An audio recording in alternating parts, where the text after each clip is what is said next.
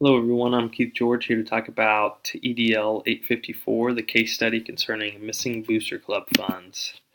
What I know about the situation, we have Mr. Stevens, who is the administrator at George Washington Middle School. He does not have an assistant principal, therefore, he heavily relies on community support and parent volunteers in supporting the needs of the 450 student body. So again, the community involvement is strong. We have Lucy, who has been identified as an all-state cheerleader.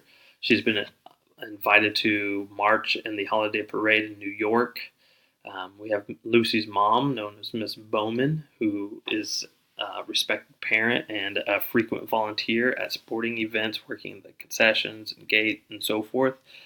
Miss Bowman is insisting that the funds for her daughter's trip come from the PTA funds, and she predicts that it's going to be around $798. Mr. Stevens did not approve of these funds, therefore denying Miss Bowman. The tickets sold and money collected at the last game did not match up. There were torn tickets and suspected $50 bill missing. And Miss Bowman worked that game. So what do I need to know? I need to know who was working the gate with Miss Bowman. It was Miss Bowman who signed off on the ticket sales report that's acknowledged in the case study. But she's the one who's identifying that there were torn tickets and that they were disposed of. But would the second gatekeeper's description of what happened to those tickets align with Miss Bowman's note? Were the gatekeepers following the practice of one person handles the tickets while the other one handles the money? And if so, was Miss Bowman handling the money or the tickets?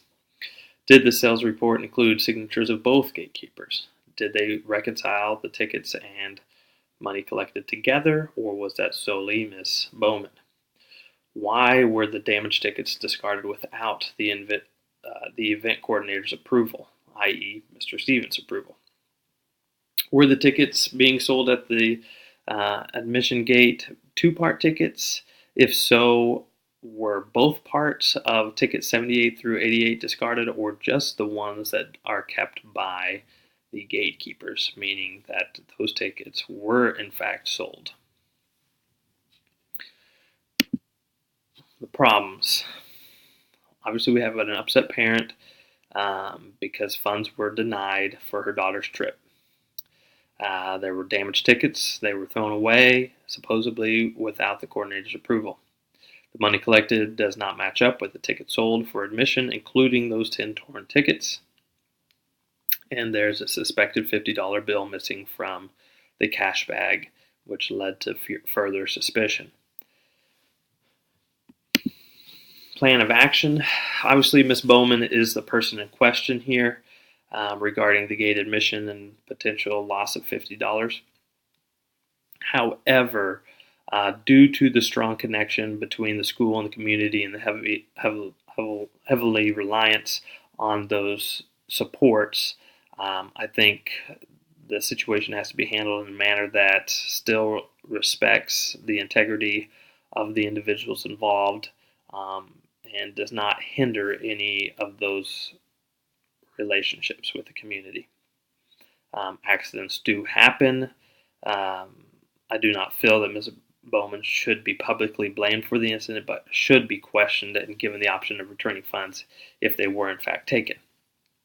If it was discovered that the funds were taken by Ms. Bowman, I would urge her to return the money before I have to take further action. Hopefully I would be able to sway Ms. Bowman into coming clean with it and returning the funds promptly. And if this was the case that she did have the funds, then she would be banned from volunteering at any school functions there on out. A breakdown of my steps here. I'd first contact the superintendent, booster club president, and the school resource officer and just inform them of the potential mishandling of gate admissions. Let them know about the situation and my plan of action. I'd also ask that the SRO officer be present at all the meetings concerning the matter. That way, it's never going to be my word against their word. I always have a witness there present. And then I'd go about trying to locate these damaged tickets. I'd call a meeting with the second gatekeeper who was working the gate with Miss Bowman, having the SRO officer present. I'd question the second gatekeeper about whether there were any tickets damaged, whether it was 10 tickets, 2 tickets, how many was it, and were any discarded, and were there any large bills used to pay for admission. If the information provided by the second gatekeeper aligns with Miss Bowman's note, it'll affect my next step. If it doesn't align with Miss Bowman's, it will help me to identify how to approach Miss Bowman. I'd then call a meeting with Miss Bowman, also having the SRO present. I'd question Miss Bowman in a similar fashion, regarding the damaged tickets. Were there any large bills paid with, used to pay for admission?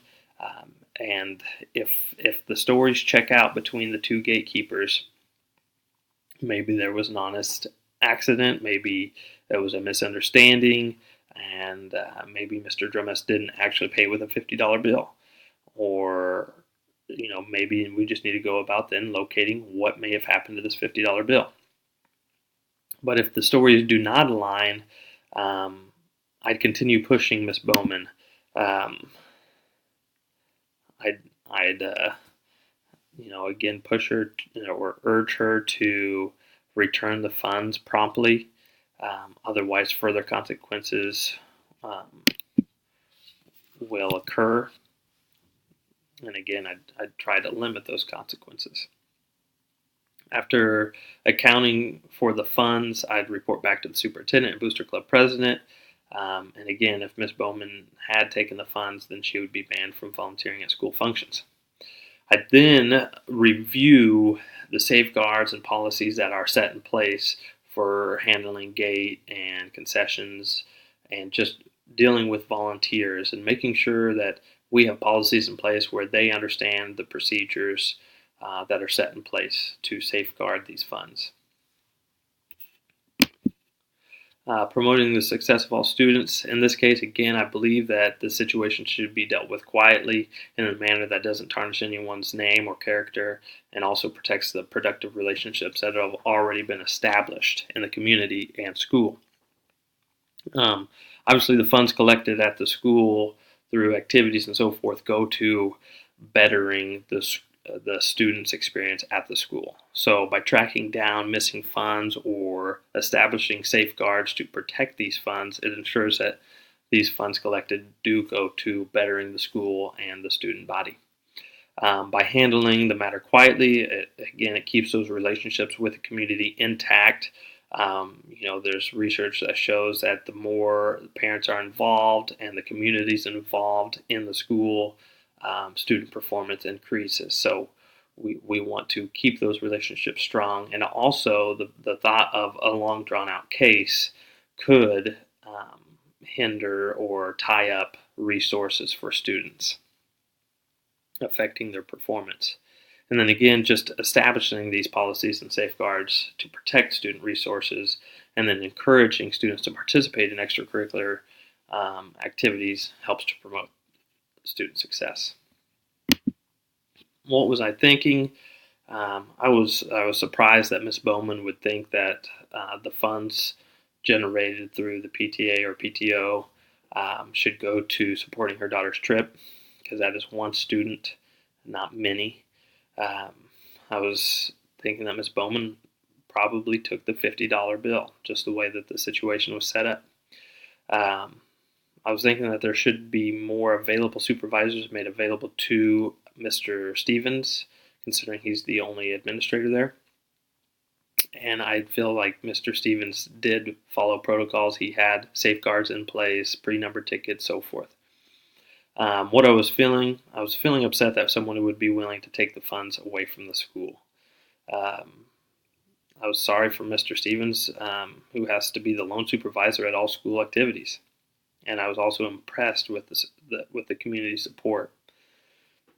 What I value, I value the fact that the community is very supportive and there's strong relations and volunteers. I value strong policies and safeguards in managing events and funds. And then also, I value the funds that activities generate to support student activities. Debriefing the problem, um, was money really taken? Or is it all just a misunderstanding? What should be done to better manage or supervise future school activities? Are the parent volunteers adequately trained in handling admissions and documenting it? And what are the policies for disposing of these damaged tickets? In connection to Standard 8, feel that as a building administrator, I must ensure that the proper procedures and safeguards are in place when running a school activity, such as having concession stand inventory and pre-numbered tickets to reconcile funds collected, and just also supervising and protecting the well-being of all participants. Mr. Stevens relies on the support of the community in operating school functions. As an administrator, I must ensure that volunteers understand the procedures and policies to, again, make sure that the event runs smoothly and efficiently and proper management is in place. Mr. Stevens has a system of checks and balances established through a concession stand inventory and pre-numbered tickets at the gate. And also by having more than one person working at the gate and in the concession. So through the supervision at the game, Mr. Stevens is promoting the well-being of students and stakeholders. Also, through ensuring proper handling of funds, he is promoting the success of students by ensuring funds are used for the betterment of the school and student body. So, looking at component 1, promoting the effective and efficient management of the school or district. A couple examples that were identified in the case study. Establishing a concession stand inventory and pre-numbered tickets to help reconcile ticket sales and funds collected. Supervision at the school activity, strong school community relations, right? So establishing those volunteers, and then also having a security guard present when Mr. Stevens was counting the funds, not only to help protect him as he goes to his vehicle and goes to the bank, but also to ensure that Mr. Stevens can't be held in question for missing funds. Component 2,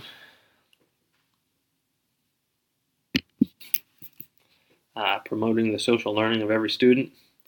Through encouraging student participation in extracurricular activities, I would say that is promoting the social learning of every student. Ensuring funds are used to benefit all or most students goes to supporting student learning and social learning. And again, that strong school community relations. Again, that relationship helps to strengthen student performance.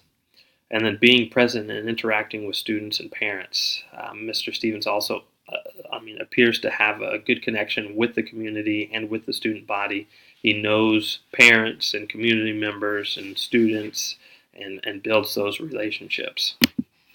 And then component 3, promoting student academic learning. Using the funds generated by student activities to benefit the student body. All right, not just one student, but many students. Buying new textbooks, computers, so forth to support academic learning. Again, that strong school community relationship. Again, studies have shown that when the community is more involved, parents are more involved in the school, student performance typically rises. And then following guidelines for determining best use of funds. Mr. Stevens thoroughly thought through whether those funds were justified to spend on one student's trip. And he ultimately decided no, that is not the best use of those funds. So in conclusion, again, whether the funds were taken or not, obviously the policies are going to need to be reviewed. If the funds were in fact taken, I think again it should be handled in a manner that doesn't draw too much attention, because I